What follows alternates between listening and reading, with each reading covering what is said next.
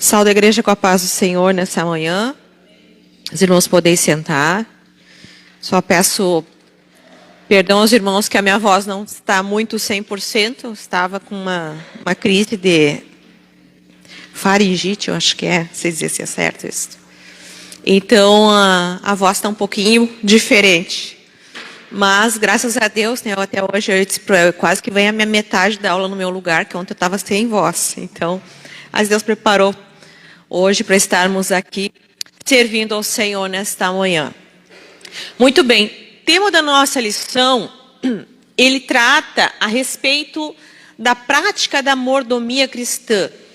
E quando nós falamos em conceito de mordomia, e nessa manhã vamos ampliar um pouquinho mais, dentro do tema da lição, alguns aspectos para nós estudar. Quando a gente fala em mordomia, né? Que mordomia? Geralmente a gente diz muito aquela pessoa que está bem descansada, tem tudo, não tem problema nenhum. Tá vivendo numa mordomia. Não precisa fazer esforço, que vida folgada, só tranquilidade. Não é assim? Geralmente a gente tende a dizer, usar esta palavra, mordomia, para dizer, é alguém que não precisa fazer nada, é alguém que está recebendo tudo, é alguém que está na tranquilidade, é alguém que não precisa se preocupar com o trabalho, ou que não tem grandes preocupações.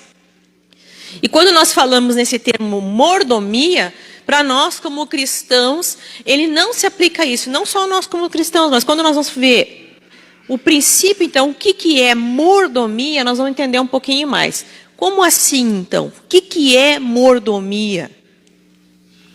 A mordomia é o ofício do mordomo.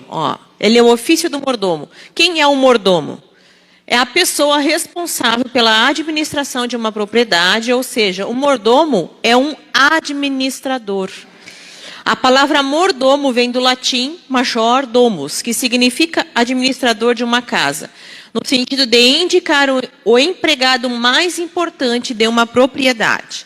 Então, quando nós falamos em mordomia... Obrigada, irmão.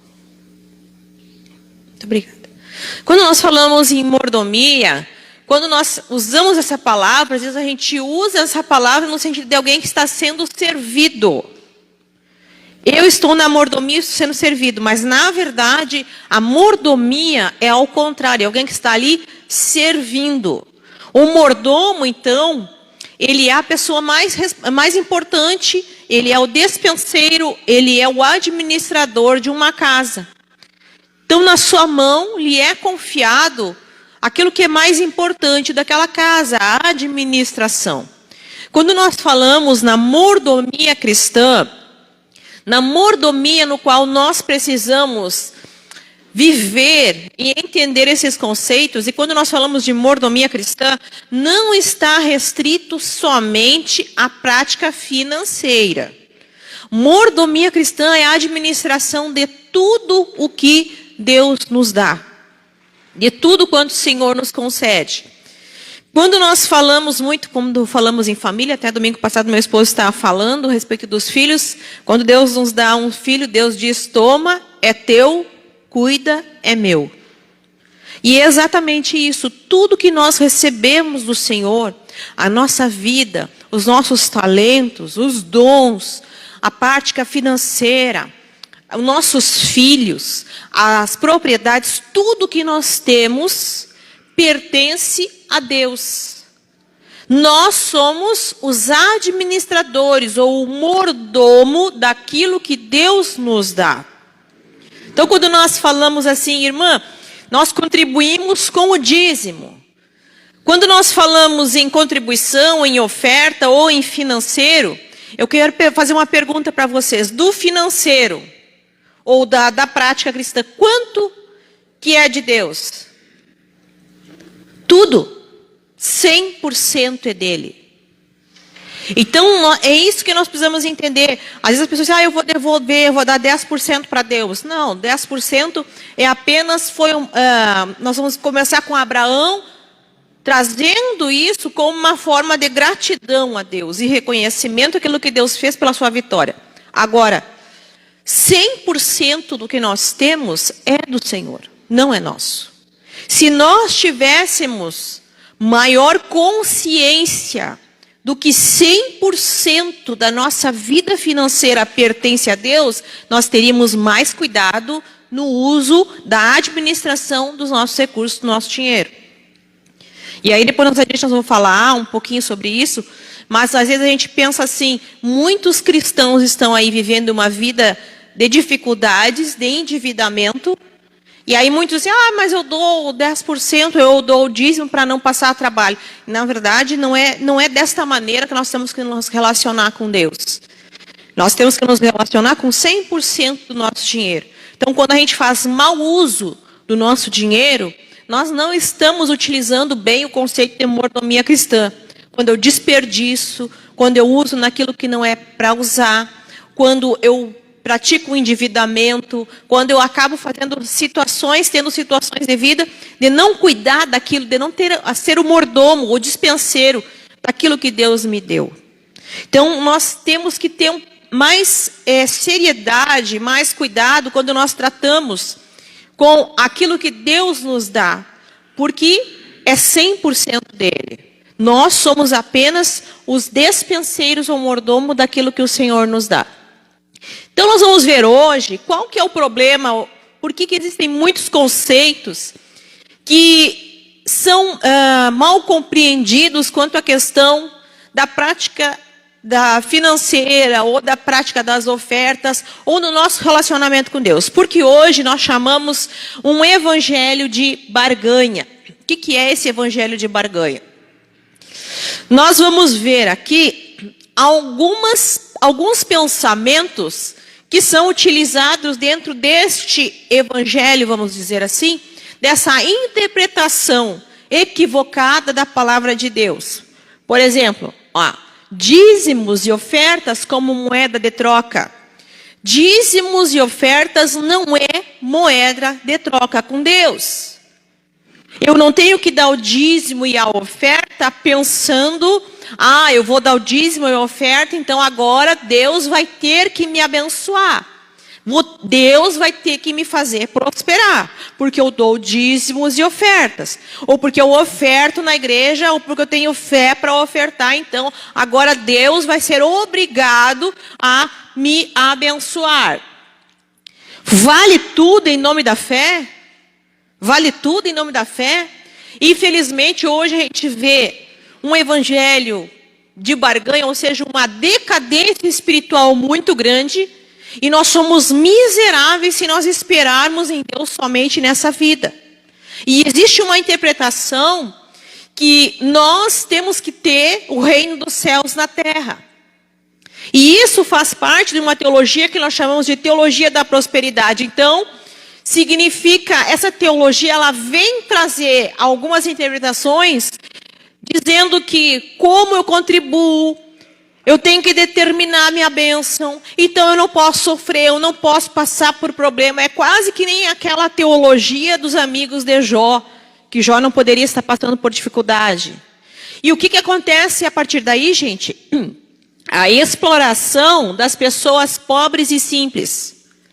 A grande maioria das pessoas que colabora, contribui, oferta e dizima, são pessoas mais simples e pobres. Por incrível que pareça, a gente pode ver, vai numa festa de aniversário, muitas vezes o melhor presente que você vai receber são daquelas pessoas que nem têm um grande poder aquisitivo, mas elas têm o amor no seu coração. Então, essa questão, nós temos que ter muito cuidado quando nós falamos em ofertar, em dizimar, porque não é a questão de ofertar, não é simplesmente eu vir à igreja e trazer, eu tenho uma obrigação de ofertar ou de dizimar. É o meu relacionamento com Deus, é a motivação que eu estou fazendo isso. Se eu estou ofertando, dizimando para que Deus me dê algo em troca, então minha motivação está errada. E não pode, assim, hoje existe está sendo um mercado da fé. As pessoas estão mercanejando a fé. Eu já participei de cultos, já estive em cultos onde pessoas estavam ali e agora vamos tirar a oferta. E aí você tem que ver na tua carteira a tua maior nota, se tu tiver fé para entregar tudo que tu tens, Não, irmãos, Deus vai tocar no teu coração na medida que Ele falar com o teu interior. Muitas das vezes eu estava na igreja e ninguém falou nada de oferta, e naquele dia Deus tocou no meu coração, ó, pega tanto e oferta tanto. E oferta aqui, ou entrega para essa pessoa aqui.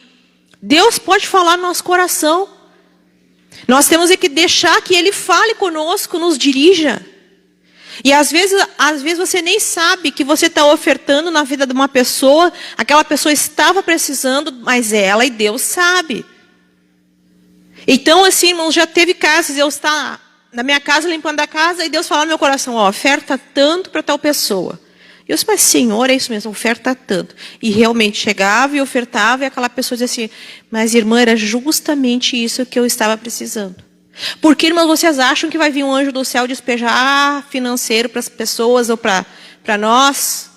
Não, irmãos, é eu e você que somos os agentes de Deus nessa terra. Se nem os anjos do céu foram autorizados a pregar a palavra, isso foi para nós. Quem tem que fazer a obra de Deus é nós. Quem tem que auxiliar aquela pessoa que precisa é nós. E a gente ora, Senhor, manda, Senhor, alguém para abençoar o fulano aqui do meu lado. Mas e tu? Às vezes Deus quer usar a gente mesmo. Mas a gente diz, Senhor, eis-me aqui, envia o meu irmão Maurício ali, né? Ou envia o outro irmão ali. Então a gente tem que ouvir Deus falar no nosso coração.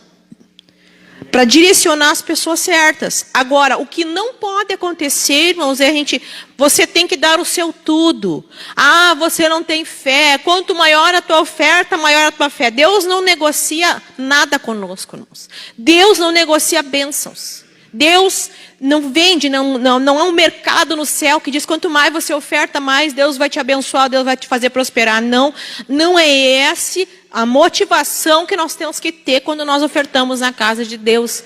E aí as pessoas, infelizmente, pessoas estão sendo enganadas. E nós vemos hoje determinadas, vou dizer assim, igrejas e até seitas, eu não posso nem considerar como pessoas que têm uma verdade da palavra de Deus, mercanejando a fé, fazendo com que pessoas simples, muitas vezes entreguem tudo às suas posses, entreguem do seu dinheiro, tirem o pão da mesa dos seus filhos. Ah, porque você tem que ofertar para Deus. Você tem que ofertar na medida da gratidão do seu coração, aquilo que Deus falar no teu interior quanto à oferta. Agora, não ter um relacionamento com Deus, quanto mais eu dou, mais Deus tem que me dar. Deus não é obrigado a nada. Deus não é obrigado. A bênção que nós recebemos está muitas vezes atrelada à nossa obediência e à fidelidade com Ele. Agora, não é o quanto que você vai ofertar que Deus vai te abençoar, vai te prosperar pelo valor que você está dando. Não é dessa maneira que nós temos que nos relacionar com Deus. Apelos e pedidos de dinheiro com técnicas que mexem no emocional. Eu já vi isso aqui, irmãos. Eu estou dizendo aqui, estou dizendo que eu já vi situações assim, das pessoas chegarem assim, olha, eu quero ver quem é que tem fé para ofertar R$100. Tantas pessoas ofertando R$100, tantas pessoas ofertando R$50. Parece que tu está em outro lugar mesmo na casa de Deus. E muitas vezes, isso é uma mercanejação da fé, está mercanejando muitas vezes. Está fazendo um apelo emocional, ou se não emocionaliza dentro da palavra da oferta, você tem que ter consciência quanto à questão da oferta. Mas você não pode ser uma oferta emocionalizada. Aí às vezes a pessoa vai lá, oferta tudo o que tem, às vezes o que não tem. Muitas vezes as pessoas se endividam fazendo isso, e não é esse o propósito, não é essa a maneira certa de nós relacionar com Deus quanto à questão financeira. E a distorção da palavra de Deus. Da onde que vem isso, então, né? Eu gosto muito, e eu indico a leitura dos livros de Leonard Ravenhill, principalmente o livro Por que Tarda o Pleno Avivamento, que nós vamos ter maior compreensão do que é relacionamento com Deus. E ele escreve algo muito fantástico, diz assim, algumas pessoas amam a Deus porque Ele dá. Eles fazem parte deste miserável evangelho da prosperidade. Então, o que é esse evangelho da prosperidade? É uma teologia, uma teoria, que surgiu, cristã, que defende que a bênção financeira é desejo de Deus para os cristãos e que a fé no seu discurso positivo, que as doações para os ministérios cristãos irão aumentar a riqueza material do fiel. Então é essa uma teologia que vem surgir principalmente a partir da década dos anos 80 com os teleconferencistas norte-americanos. Nós temos Oral Roberts e nós temos Kenneth Reagan, que é muito conhecido hoje em dia. Reagan é aquele que também tem uma teologia da unção do riso, não sei se alguém já ouviu falar. Então ele que é o precursor que diz assim: como você serve a Deus, você não pode ter problema, você não pode ter enfermidade, você não pode ter problema financeiro, você não pode passar por dificuldade. Então, ele tem uma teologia a partir daí, e isso foi muito difundido quando abre-se, então, principalmente vem dos Estados Unidos, com esses teleconferencistas, que eram aqueles pregadores que falavam para as televisões, do servir a Deus, em ofertar, e ofertar, e ofertar. Então, acabou que as pessoas, sendo muito induzidas dentro desse aspecto, ter um relacionamento com Deus, de que não pode passar problema, não pode passar trabalho, não pode passar luta, não pode passar enfermidade. É essa teologia. Então, dentro dessa teologia, nós vamos ver algumas expressões muito conhecidas. Eu determino a cura, eu determino a bênção financeira, eu determino o que Deus tem que te dar. Coloca Deus contra a parede, Deus tem que te dar. Deus é soberano. Ele é. Nós não temos que relacionar com Deus, porque eu vou receber uma cura, porque eu vou receber uma bênção. Isso é consequência da nossa vida de fidelidade com Deus. Mas não é, nós não determinamos nada para Deus. A Bíblia diz que nós temos que pedir tudo que pedindo em oração, crendo, recebereis. Mas a Bíblia também diz o seguinte, que nós temos que orar e pedir segundo a vontade do Senhor. Então você pode orar para um enfermo: Senhor, cura, Senhor, se é da tua vontade, cura essa pessoa aqui. Deus pode curar nesse momento, Deus pode usar um médico, acertar a medicação, aquela pessoa ser curada. Essa pessoa, inclusive, pode permanecer assim, porque Ele é soberano. Nós temos que ter fé que a vontade dEle sempre será boa, perfeita e agradável para a nossa vida. O que mais? Doença é falta de fé ao pecado. Então, isso muito tempo foi difundido. As pessoas pensavam: fulano está doente. É pecado, é algum pecado escondido. Ou ela não tem fé para ser curada. Isso vem dessa teologia da prosperidade. É quase a mesma coisa do que aquela teologia dos amigos de Jó. Por que está sofrendo, Jó? Alguma coisa tu fez de errado. Algum problema tu aconteceu.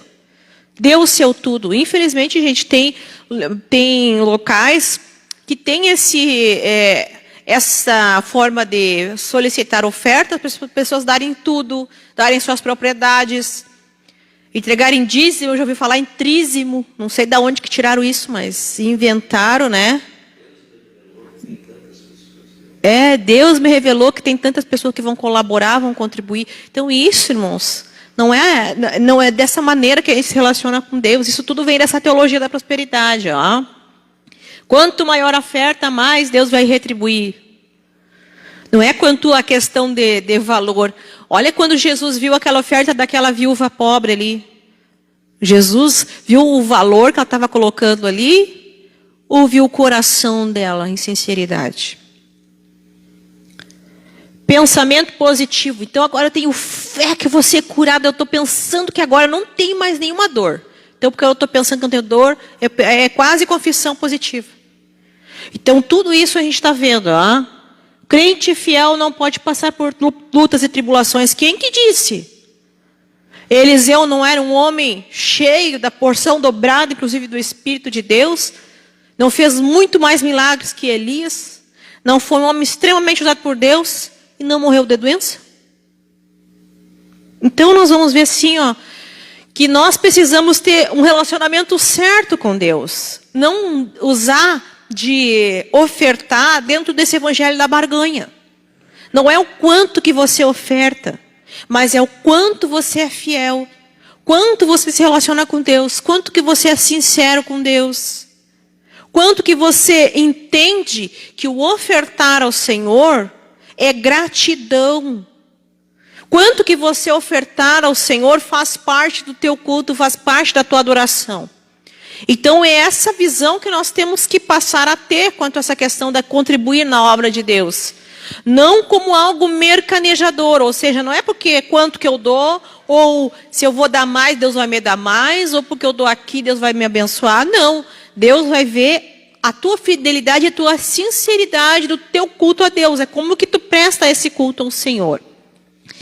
E aí nós vamos ver algumas chaves importantes para falar quanto às práticas legalistas, né, que a Bíblia, que a lição está nos falando, que o dízimo não pode ser uma prática legalista.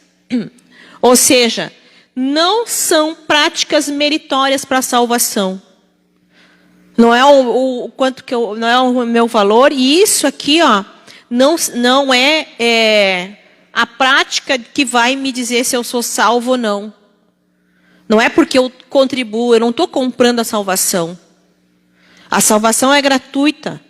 Foi dada lá pelo sangue de Jesus, lá na cruz do Calvário.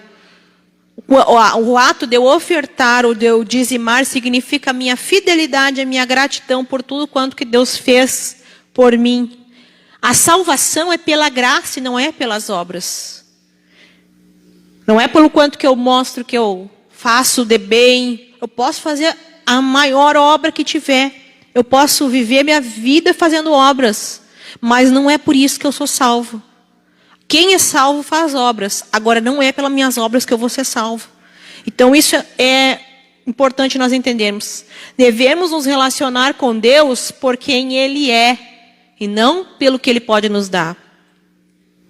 Irmãos, as melhores e mais extraordinárias experiências que eu tive com Deus foram momentos do meu secreto com o Senhor, momentos de oração, momentos em que eu estava na presença do Senhor, momentos de relacionamento, de ouvir Deus falar no meu interior.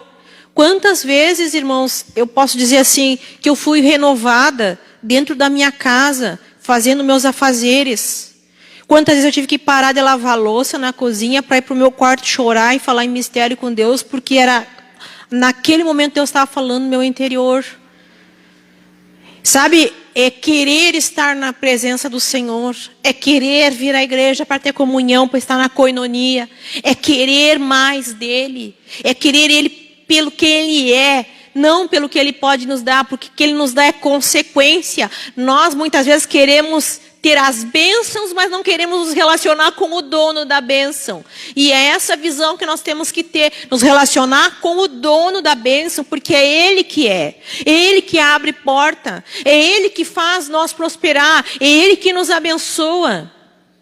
Agora, essa é a questão que nós temos que ter, essa visão de querer estar com o Senhor e não ser um legalista. Não de fazer porque eu tenho que fazer, mas ter a consciência de ofertar ou dizimar por gratidão ao Senhor.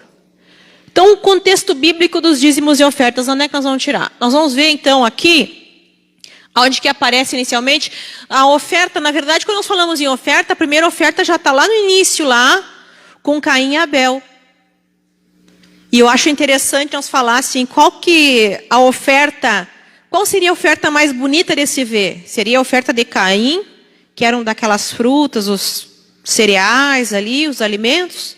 Ou era a oferta de Abel com um animal sacrificado? Visualmente, nós poderíamos dizer que talvez até a oferta mais bonita ali seria a oferta de Caim. Mas Deus vê o coração. Não é a oferta mais bonita, é a oferta mais sincera. É o que está no coração, não é o ofertar porque vão ver, oferta, eu vou botar o valor maior porque, vão ver que eu estou ofertando. Não, é o quanto que é o meu coração sincero com Deus. Quanto, Senhor, hoje eu estou ofertando na tua casa, quanto que tu queres que eu colabore, quanto que tu queres que eu abençoe. Então é exatamente assim nessa questão.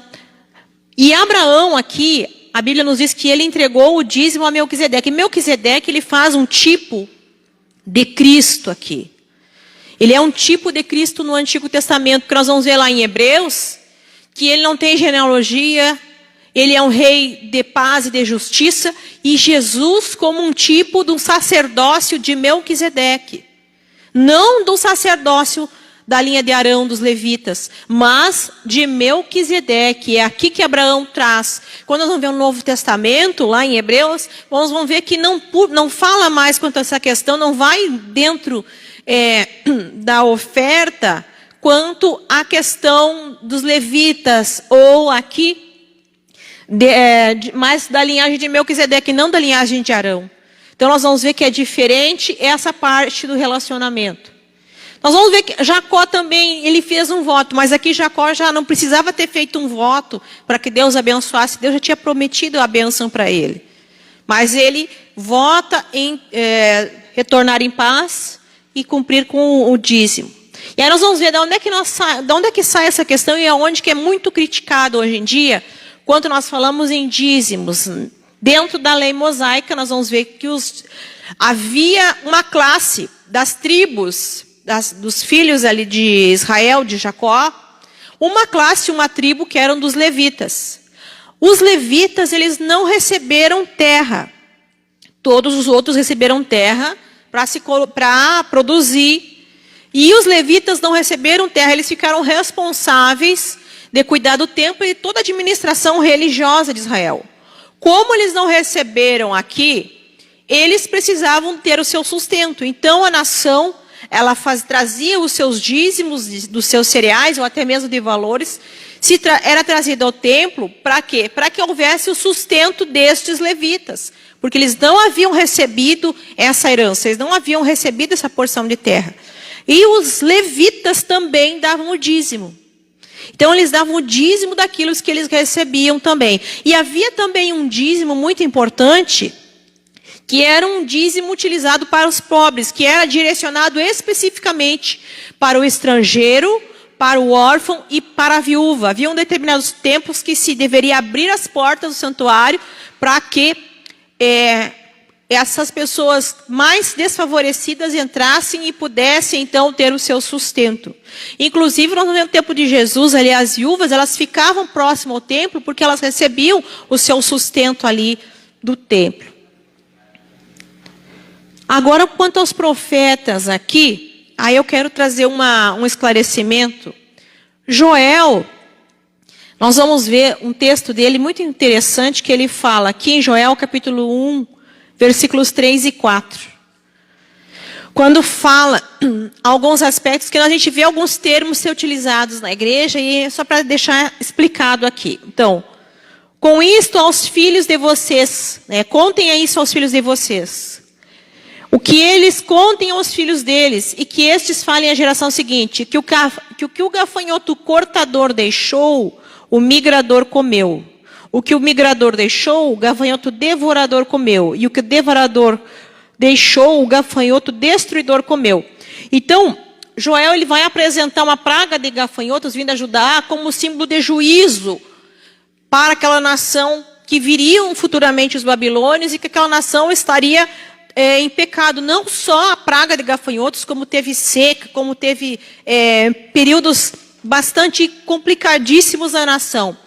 Como Deus é um excelente pedagogo, Ele mostra na prática, na nossa vida, situações que nós temos que aprender. Então, para o povo de Israel entender, eles vivenciavam situações, eles viviam situações para que eles pudessem aprender.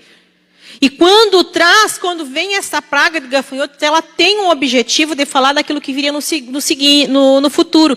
Só que existem pessoas que utilizam esse texto, depois vai lá para o Malaquias, e depois nós vamos ler um texto de Malaquias e entender por que está falando isso. As pessoas dizem assim, olha, tem um demônio chamado o cortador, o outro demônio é o migrador, o outro demônio lá é o devorador, o outro é o destruidor. Aí vai dando nome para os demônios, enfim. Na verdade, não é isso que está trazendo a palavra, são as fases do gafanhoto. Aqui, ó, o cortador, aquele que é a larva que corta as folhagens, o migrador é que voa e viaja pelos campos, o devorador é a idade adulta reprodutiva, quando aumenta o apetite, o destruidor, o pulgão que se alimenta da seiva da planta. Aí as pessoas assim, olha, se você não der o dízimo, vai vir um demônio chamado migrador, vai vir um outro chamado cortador, vai vir um outro, e vai terminar com tudo que tu tem. E aí a pessoa entrega o seu dízimo com medo. Ai, se eu não der agora, vai acontecer tudo que é terrorismo comigo. Exatamente essa questão. É a motivação, o relacionamento com Deus. Não é por isso que você tem que entregar. É por gratidão àquilo que Deus tem te dado para cuidar. Porque tudo que você tem foi o Senhor quem te deu. Tá? Então, só para um esclarecimento aqui, que às vezes as pessoas gostam de falar assim, pelo menos eu, que eu me lembro mais jovem, né, se dizia isso muito na igreja, olha, vai vir um demônio e tal, daí ficava pensando. Quando a palavra fala lá em Malaquias, e por causa disso repreenderei o devorador, fala na questão da fidelidade. Aí nós vamos falar sobre esse texto, tá?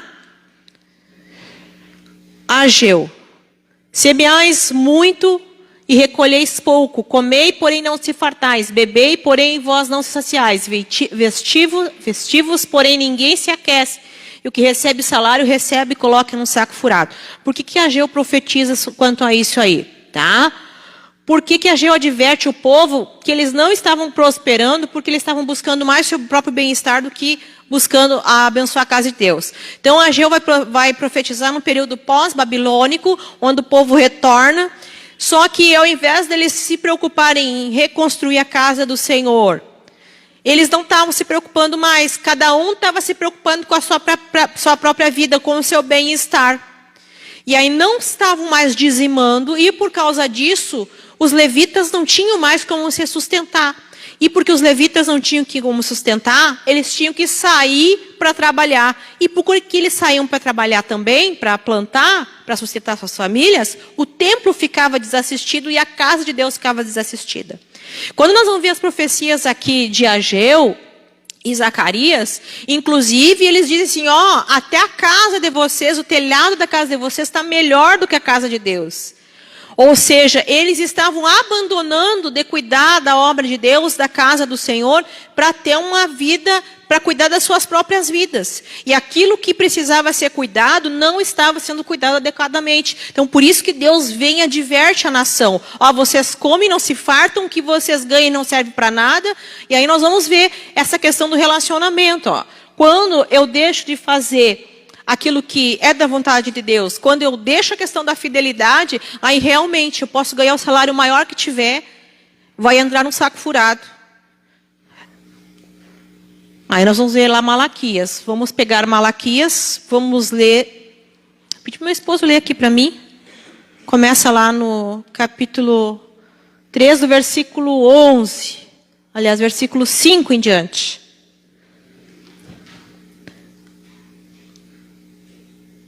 Lê para nós ali, por que está falando esse texto. Pode ler aqui, está aberta a minha Bíblia. 13, 5 em diante. Lê aqui minha Bíblia. Está aberta aqui. 5. Paz do Senhor, irmãos. Diz aqui: chegar-me-ei a vós para juízo, e serei uma testemunha veloz contra os feiticeiros,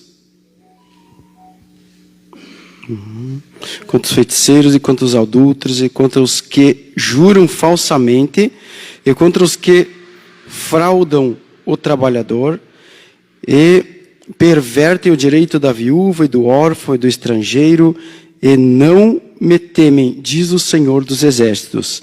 Eu, o Senhor, não mudo. Por isso, vós, ó filhos de Jacó, não sois consumidos. Desde os dias dos vossos pais, vos desviastes dos meus estatutos e não os guardastes. Tornai-vos para mim, e eu tornarei para vós, diz o Senhor dos Exércitos. Mas vós dizeis: em que te havemos de tomar? Roubará o homem a Deus? Todavia vós me roubais e dizeis: em que te roubamos? Nos dízimos e nas ofertas alçadas. Com maldições sois amaldiçoados, porque me roubais vós a nação toda. Trazei todos os dízimos à casa do tesouro, para que haja mantimento na minha casa.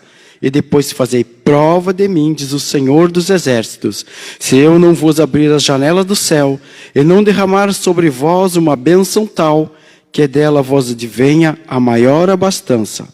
Repreenderei o devorador, para que não vos consuma o fruto da terra. a vossa vide no campo não será estéril, diz o Senhor dos Exércitos. Amém. Então aqui, ó, esse texto em Malaquias, que nós lemos lá a partir do 5, tá? Ele está falando do desleixo com a casa de Deus. O desleixo aqui dos sacerdotes, segundo o tempo, traziam animais doentes para oferta, traziam defeituosos. E o pecado é condenado também aqui, a infidelidade quanto à questão do dízimo. Por quê? Porque haviam pessoas que estavam ali, além dos levitas, nós temos também o órfão, a viúva, o estrangeiro, é o que diz a palavra do Senhor. Agora, se você age com fidelidade, e aí que traz a nação a entender a questão da fidelidade, o povo estava sendo infiel a Deus.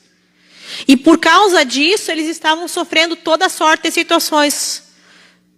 Deus diz assim, ó, você sendo fiel, eu vou repreender, porque como aquele povo não era fiel, Deus permitia toda a questão de pragas, inclusive essa praga de gafanhotos que acontecia. E era tão terrível que cada fase do gafanhoto, eles consumiam tudo, mas era tudo, desde o couro que tinha ali dos odres, eles consumiam a casca da árvore, não deixar nada.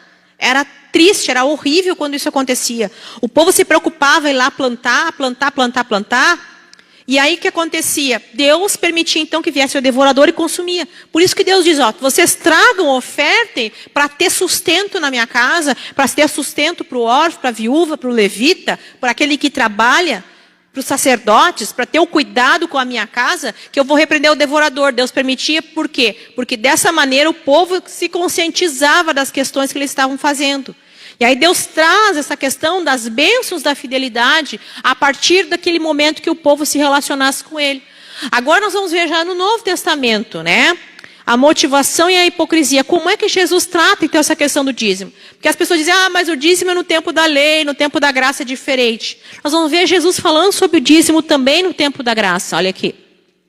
Ai de vocês, escribas, fariseus e hipócritas, porque vocês dão dízimo da hortelã, do endro, do cominho e desprezam os preceitos mais importantes da lei, que é a justiça, a misericórdia e a fé. Mas vocês deveriam fazer estas sem omitir aquelas. Então o que Jesus está dizendo? Vocês devem dar o dízimo sem omitir as outras coisas. Aí que está a questão, ó, da motivação do meu coração. Você deve ofertar, você deve dizimar, por quê? Para que não falte mantimento na minha casa, para que o órfão e a viúva tenham como se sustentar, porque aqueles mais necessitados sejam alcançados, para que a obra venha crescer, porque a minha casa venha crescer. Então, dessa maneira, você tem um relacionamento diferente. É como que você entrega isso, não simplesmente para mostrar, eu estou ofertando. Não, é a minha motivação. Não é para mostrar que eu estou ofertando, não é para querer que Deus me dê, se eu dou 10, eu vou receber 20. Não é para ter esse comportamento, esse relacionamento com Deus, mas a motivação do coração, a oferta, por quê? E aí como é que era a oferta lá na igreja primitiva? Na igreja primitiva, nós vamos ver assim, ó, quanto o Antigo Testamento ali na questão mosaica fala do dízimo, nós vamos ver a igreja primitiva, eles não se prendiam mais a essa questão de eu vou dar o 10%. Aqui não, nós vamos ver que eles ofertavam, nós vamos ver inclusive pessoas vendendo propriedades e depositando tudo aos pés dos apóstolos. Porque eles, diferente de Ananias e Safira ali, né? Aqueles ali queriam aparecer.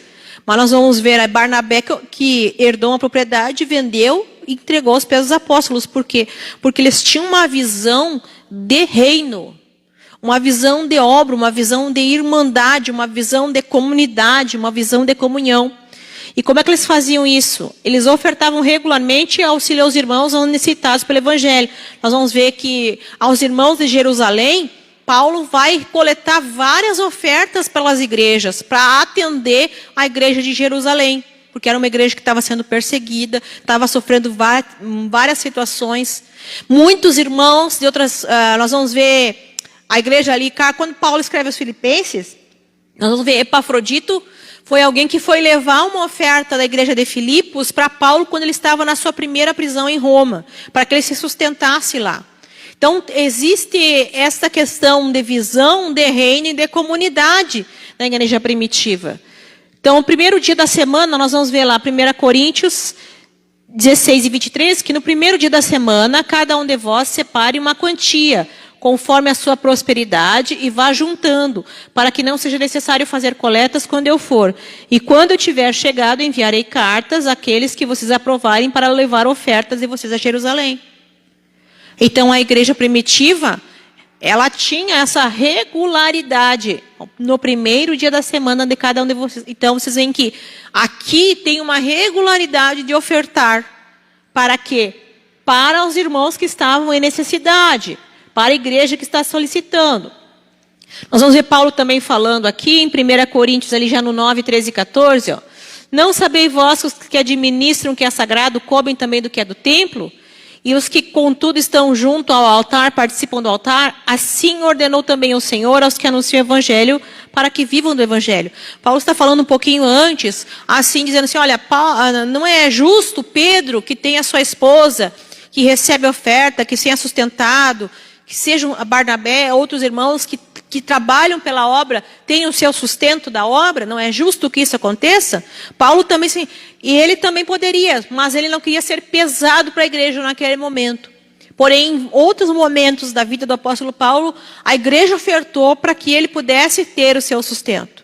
Então, quando nós vemos a questão da teologia da prosperidade, quando nós olhamos o apóstolo Paulo, nós podemos dizer que o apóstolo Paulo não conseguiu ter um êxito, porque Paulo morreu na prisão, tinha pedindo uma capa lá, que estava com frio, numa situação difícil. Agora, segundo a teologia da prosperidade, ele tinha que ter enriquecido. Então, vocês veem, quando nós explicamos aqui, que a questão não é como que eu tenho que fazer? É como que eu me relaciono para entregar essa oferta a Deus. Nós não devemos contribuir por medo. Eu não tenho que contribuir com medo agora se eu não der oferta agora, então vai vir lá um demônio na minha casa, ou vai acontecer tal coisa. Não. O que a Bíblia fala quanto à nossa contribuição na obra de Deus? Cada um contribua segundo o propósito do seu coração, não com tristeza ou por necessidade, porque Deus ama quem dá com alegria. Então é a motivação do meu coração. Eu entrego porque eu estou agindo com gratidão a tudo aquilo que Deus me deu. Na verdade, como eu posso dizer, 100% é dele. Então, é como que eu me relaciono com ele. Vamos ver aqui, princípios então da mordomia cristã. A mordomia cristã entende-se como uma verdade fundamental que Deus é o Criador e sustentador de todas as coisas. Isso quer dizer que Ele é o dono de tudo. Tudo é dele. Nada nos pertence. E como mordomos de Deus, somos responsáveis por tudo quanto Ele nos dá, tanto materialmente quanto espiritualmente. Essa mordomia se estende desde o correto uso dos recursos do planeta, bem como os bens, dons, talentos, o tempo, conhecimento que recebemos e até o nosso corpo. Então, tudo, irmãos, tudo é de Deus. Tudo é do Senhor. Eu sou mordomo, eu sou despenseiro, eu tenho que cuidar daquilo que Ele me deu. Eu sou administrador. E como administrador daquilo que Ele me deu, eu tenho que entender que eu tenho irmãos que precisam, que são necessitados. E quando eu colaboro, quando eu dizimo, quando eu oferto, primeiro eu estou sendo grato a Deus daquilo que Ele tem me dado. Eu estou ofertando, eu estou cultuando a Deus também com a minha oferta, com as minhas primícias. E nisso estou abençoando a vida da outra pessoa. Quem vocês acham que Deus vai usar para abençoar? Vai vir um anjo aqui agora, vai materializar dinheiro, vai dar para a pessoa que está precisando? Não, irmão, somos nós os agentes que Deus vai usar. É a nossa vida. Então, como que nós temos esse relacionamento com Deus? Nós não temos que ofertar com medo. Agora eu não vou ofertar, vai fechar uma porta de trabalho. Não. Eu não vou ofertar, eu vou ofertar porque senão eu vou ficar doente. Não. Não é assim que Deus se relaciona, que nós temos que relacionar com Deus. Eu vou ofertar porque eu amo a Deus. Eu vou ofertar porque eu sou fiel à sua palavra. Eu vou ofertar porque se eu for fiel no pouco, a Bíblia diz que o Senhor vai me abençoar, vai me prosperar. Eu vou ficar rica? Não, Deus vai te abençoar. Você vai viver bem com aquilo que você recebe. Deus pode abençoar, você pode ganhar mais? Pode. Agora, é quanto que você se relaciona com Deus. Agora, quem não é fiel no pouco, não vai ser fiel no muito. Eu queria trazer para vocês essa analogia aqui, para vocês entenderem o que é o ministro e o que é o despenseiro. Esse aqui é uma galé. Ele é um barco de guerra fenício. Ele tem 3 andares, certo? E aqui nesse andares de baixo, nós vamos ver o que a Bíblia fala. 1 Coríntios capítulo 4, versículos 1 e 2, diz o seguinte: que os homens nos considerem como ministros de Cristo e despenseiros dos mistérios de Deus. Além disso, requer-se dos despenseiros que cada um se ache fiel. Então, quem são os ministros e quem são os despenseiros? Quando Paulo fala a palavra ministro, a pessoa diz, oh, ministro, eu sou ministro do Evangelho. A pessoa acha plus, acha que tem um a mais ali, né? O ministro que Paulo se refere é o uperetes. O uperetes é um remador subordinado. É esses aqui, ó. O remador subordinado, eles eram condenados à morte. Eles iam remar até morrer. Eles desciam para o 3º porão ali, dessa navegação fenícia, e eles tinham que remar. E o interessante é que eles remavam na batida. Então, conforme a batida, o remo era de todos. Olhem só a analogia da igreja. Conforme o compasso, todos remando no mesmo sentido. E eles desciam para o porão e eles sabiam que eles iam sair de lá depois de morto. Nós somos chamados para ser ministro para remar até o final. E como somos igreja, temos que remar a mesma batida. E isso não quer dizer mais. Isso quer dizer que eu sou servo. E como servo, eu sou despenseiro. Eu sou administrador, responsável para cuidar da dispensa que Deus nos dá. Você tem a chave da dispensa. Deus confiou para você. Use com sabedoria. Use com fidelidade. O que a Bíblia nos diz aqui quanto ao dispenseiro? Que cada um se ache fiel. Ah, irmã, então como é que é essa questão de eu ministrar a oferta ou de eu entregar a oferta? É a minha fidelidade para com Deus. Se você não é fiel numa coisa simples, que é entregar um dízimo, entregar uma oferta, você vai ser fiel em coisas mais difíceis que Deus colocar na tua vida? É simples, irmão, porque às vezes assim, ó, a Bíblia nos fala que o amor ao dinheiro é a raiz de todos os males. Não é o dinheiro o problema, é o amor. Se você é tão materialista que você não consegue ofertar a Deus para abençoar o teu irmão, a tua igreja, para abençoar aquele local que você está, então qual que é o nosso relacionamento? Nós não podemos servir a Deus e a mamon, ao Senhor e às riquezas, porque o amor ao dinheiro é a raiz de todos os males, e nessa cobiça muitos se desviaram da fé e transpassaram a si mesmo com muitas dores. Ou seja, é a maneira que Deus permite a sua fidelidade via teu coração, até onde você é fiel a Ele. Você ama mais a riqueza ou ama mais a Deus? Certo? Nem com a avareza, que é, ou seja, o apego ao dinheiro. E a Bíblia fala quanto aos avarentos, né? Não saber que os injustos não hão de herdar o reino de Deus, não erreis, nem os devassos, nem idólatras, nem adúlteros, nem afeminados, nem sodomitas, nem ladrões, nem avarentos, nem bêbados, nem maldizentes, nem roubadores herdarão o reino de Deus. Então a avareza é o apego ao dinheiro. Ah, eu não posso porque tanto por cento ou uma oferta agora vai me faltar depois, ou é muito dinheiro, eu vou dar isso aqui para a igreja. Não é a questão de eu vou dar para a igreja, é o quanto que eu sou fiel a Deus. Agora, quanto à questão da utilização dos recursos na igreja, precisa ter o cuidado de ter muito temor e administração com a obra de Deus. Porque Deus, Ele é soberano. Ele conta conosco para que as pessoas sejam alcançadas. E também vai cobrar de cada um de nós, segundo o quanto colocou na nossa mão. E o que nós fizemos e deixamos de fazer, nós vamos responder perante Ele. Então, como é que nós temos que servir ali? Tem uma charge ali, né? Está servindo ali, está ofertando, está ajudando, está com a fotinha do lado, mostrando que está dando oferta ali, né? Como que nós devemos ofertar? Primeiro, com a motivação correta, que é agradar a Deus, louvar e glorificar o seu santo nome. Não é para me mostrar que eu estou ofertando na casa de Deus, ou quanto que eu estou ofertando para me receber mais.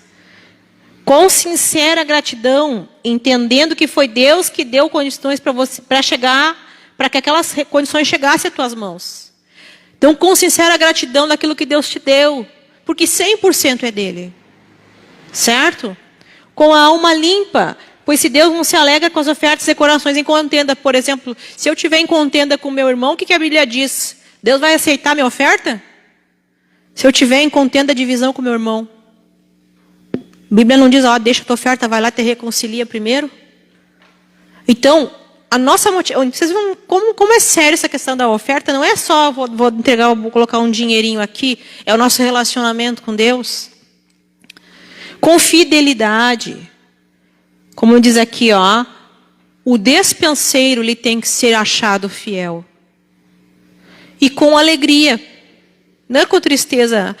Eu tenho que dar. Não, você tem que ofertar com alegria. Eu acho tão interessante, a gente ensina as crianças, nossas menininhas a ofertar. Os irmãos já viram que elas ofertam, pequenininha, né? A pequena não pode enxergar uma moeda em casa que ela já segura, é oferta.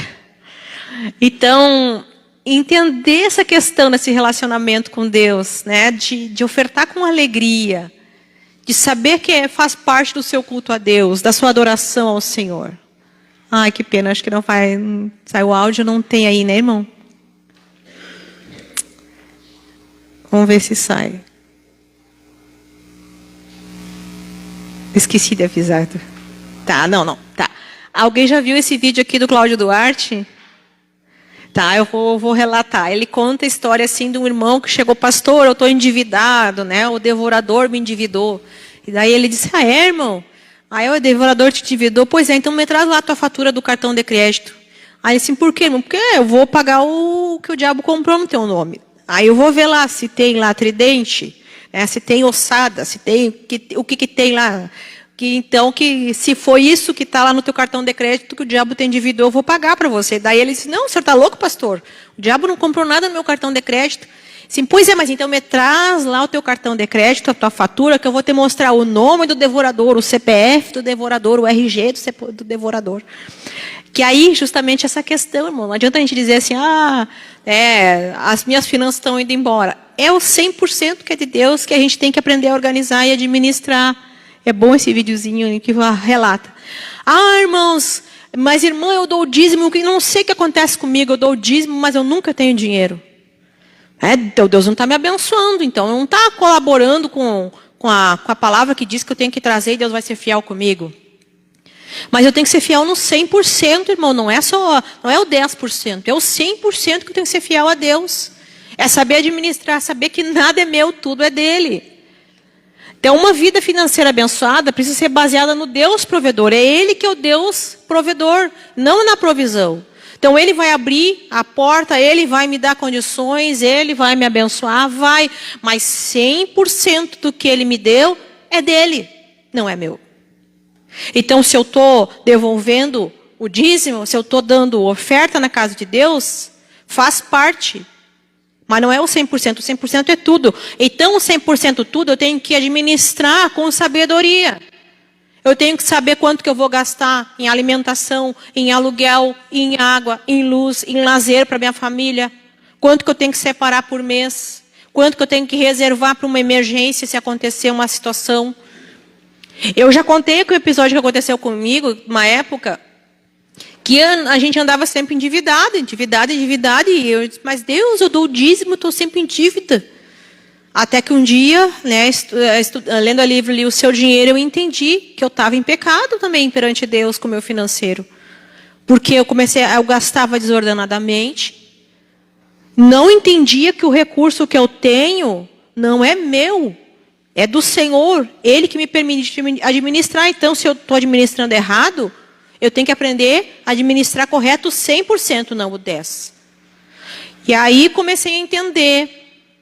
Orei nesse sentido, pedi perdão para Deus, reconheci o meu erro, entendi que tudo era dele, a minha casa é dele, tudo, móvel, imóvel, tudo. Entendi que 100% é dele. Se 100% é dele, eu tenho que cuidar com tudo que eu gastar. Eu tenho que ter mais temor também quando eu gasto o meu dinheiro. É como que eu vejo meus gastos, é quanto que eu gasto daquilo que não é pão, o quanto que pode ser melhor administrado, o quanto que a Bíblia nos orienta. Vocês vão ler o livro de Provérbios, vocês vão entender, tem muitos pontos importantes quanto à vida financeira ali. Fala no trabalho, fala na importância de trabalhar, fala no cuidado de não estar fazendo coisas, empréstimos e coisas assim, então, em sociedades. Então, tem muita coisa que a Bíblia nos orienta quanto a essa questão da vida financeira. E aí? Aprenda em Deus a administrar as suas finanças, com temor e sabedoria, sabendo que nada é meu, tudo é dele. Nada é meu, tudo é dele, irmãos. Então, quando a gente olhar para o nosso dinheiro, a gente tem que ter uma noção, quando a gente olha, pensar que não é... o meu dinheiro é meu. Né? Eu tinha uma prima que dizia assim, né? A gente sempre fala, quando fala em família, a gente diz que a gente soma os valores em casa. A gente não é o meu salário dele, né? É o nosso salário. Então, a gente administra assim. E ela dizia, o meu salário é meu, o dele é dele, eu gasto como eu quiser. E quando a gente fala em receber, em vida financeira, o teu salário, o teu recurso, a tua provisão não é teu, é do Senhor. Porque é Ele que te dá condições para te trabalhar, é Ele que abre a porta, é Ele que te dá saúde, é Ele que te dá vigor, é Ele que abençoa, que prospera. Você pode estar ganhando a mesma coisa que há 10 anos atrás e pode estar prosperando com o que tu está ganhando agora. Foi o que aconteceu comigo, irmãos. Quando eu aprendi a administrar corretamente, ter uma visão de temor, 100% da que Deus me deu, com o dinheiro, eu levei uns 2, 3 anos para sair da dívida, mas depois Deus abençoou. E eu, como professora estadual, ainda peguei um período do parcelamento de salários, recebendo R$300 nisso do mês. E em plena pandemia, na situação difícil, e um dia Deus falou no meu coração o seguinte, tu nunca mais vai pedir emprestado. E tu vai prosperar. Recebendo R$300, mas eu entendi que era como que eu me relacionava com Deus dentro da questão financeira. E Deus abençoou, irmãos. Deus nos fez prosperar. Nós conseguimos fazer muita coisa em casa que em 10 anos a gente não fez, a gente fez em 2. Os irmãos sabem que eu lancei um livro do dinheiro que saiu do nosso bolso. Por quê, irmãos? Porque Deus abençoa e prospera quando nós somos fiéis no 100% do que Ele nos dá. Não é só 10%, é 100%. É ser fiel não só no que você entrega na casa de Deus, mas como você administra tudo aquilo que Ele te deu. Amém? Entrega essas palavras em nome de Jesus.